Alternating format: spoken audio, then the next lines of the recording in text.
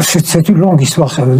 Le Maroc, il faut le savoir, hein, c'est le pays le plus ancien dans le monde.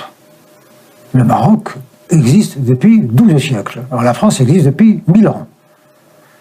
Voilà, donc il existait dans la forme actuelle. Hein. Donc sultan, c'est un vieil État qui a toujours été très puissant. Puis il a colonisé toute l'Afrique du Nord, quasiment jusqu'à l'Égypte, et il a colonisé l'Espagne. Et là, c'était un État, un empire, jusqu'au Sénégal, très puissant. Et bon, voilà. Et puis il y a eu l'effondrement de tout le monde musulman à partir de l'invasion des Mongols en 1280, et puis l'effondrement, l'éclatement de l'Empire en petits royaumes, par-ci par-là, et puis la colonisation arrive. La France n'a pas colonisé le Maroc, pourquoi? Mais parce que c'est un grand État. C'est facile de coloniser des petits trucs qui n'ont pas d'histoire, mais coloniser un État, c'est très difficile.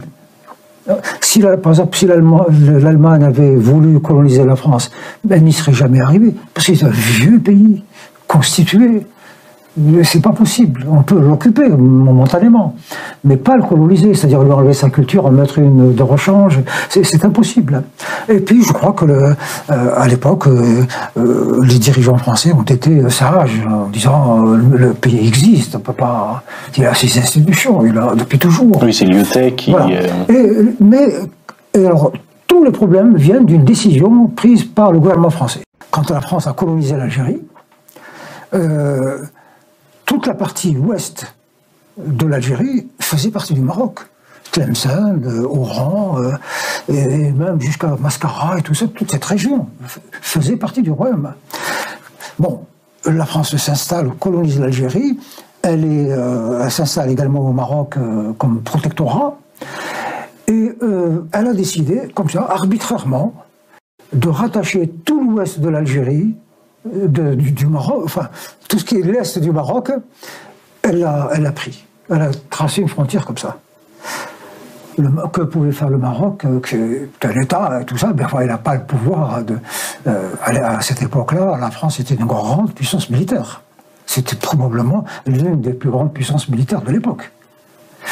Peut-être un peu moins que l'Angleterre, parce que la marine, à cause de la question maritime, de la mer.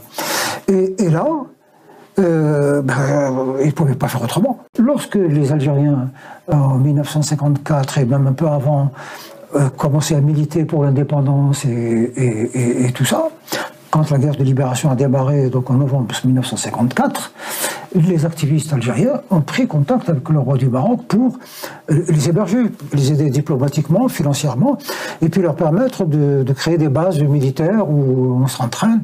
Il leur a dit, ok, mais à une condition, moi je vous aide sur tous les plans, mais à l'indépendance, vous me restituez nos territoires qui ont été pris par la France. Et les Algériens ont dit ok. L'indépendance arrive.